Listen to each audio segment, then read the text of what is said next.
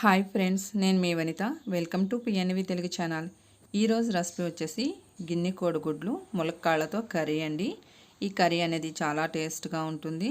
ముందుగా కావాల్సిన పదార్థాలు: బాయిల్ చేసి పెట్టిన గిన్నె కోడిగుడ్లు, ములక్కాళ్ళు, అల్లం వెల్లుల్లి పేస్ట్, అలాగే ఉల్లిపాయ, పచ్చిమిర్చి, టమాటా. మిగతా ఉప్పు, కారం, పసుపు అన్నీ కామనేనండి. ఇప్పుడు గిన్నె కోడిగుడ్లను చూపిస్తున్నానండి. ఇలాగా చిన్నగా ఉంటాయి. వీటిపై ఉన్న పెంకు కూడా చాలా గట్టిగా ఉంటుందండి. అలాగే గుడ్డు కూడా చాలా టేస్ట్ ఉంటుందన్నమాట. స్టవ్ మీద కళాగిన్నెలో ఆయిల్ వేడయింది. జీలకర్ర, అలాగే ఆవాలు, కరివేపాకు వేసి వేయించుకుందామండి. నెక్స్ట్ వచ్చేసి ఇందులోకి కట్ చేసి పెట్టుకున్న ఉల్లిపాయ, పచ్చిమిర్చి వేసుకుందాం.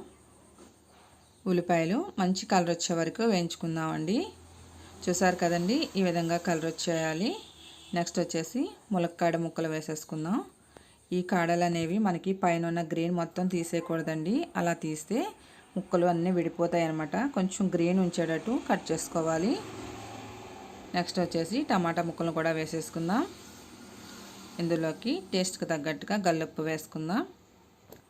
అలాగే కొద్దిగంత పసుపు. మొత్తం అంతా కలిసేటట్టు కలుపుకుందాం అండి. ఇలాగ ఉప్పు వేయడం వల్ల ముక్కలు అనేవి త్వరగా మగ్గిపోతాయి. ఇప్పుడు మూత పెట్టేసి ఉంచుకుందామండి. ముక్కలు అనేవి మగ్గిపోయినాయి లేదో చూద్దామండి. చూసారు కదండి, చక్కగా మగ్గిపోయాయి. టమాటాలు, ములక్కాళ్ళు అన్నీ కూడా ఒక్కసారి మొత్తం అంతా ఒకసారి కలుపుకొని ఇప్పుడు అల్లం వెల్లుల్లి పేస్ట్ వేసుకుందామండి. ఈ అల్లం వెల్లుల్లి పేస్ట్ అనేది అప్పటికప్పుడు ఫ్రెష్గా చేసుకున్నది అయితే మనకి కర్రీ అనేది మంచి టేస్ట్ ఉంటుందండి. పచ్చివాసన పోయే వరకు ఈ విధంగా కలుపుకుందాం. నెక్స్ట్ వచ్చేసి మనం బాయిల్ చేసి పెట్టుకున్న ఎగ్స్ని ఇలా ఫోర్క్తో అక్కడక్కడ ఘాట్లు పెట్టుకుందామండి.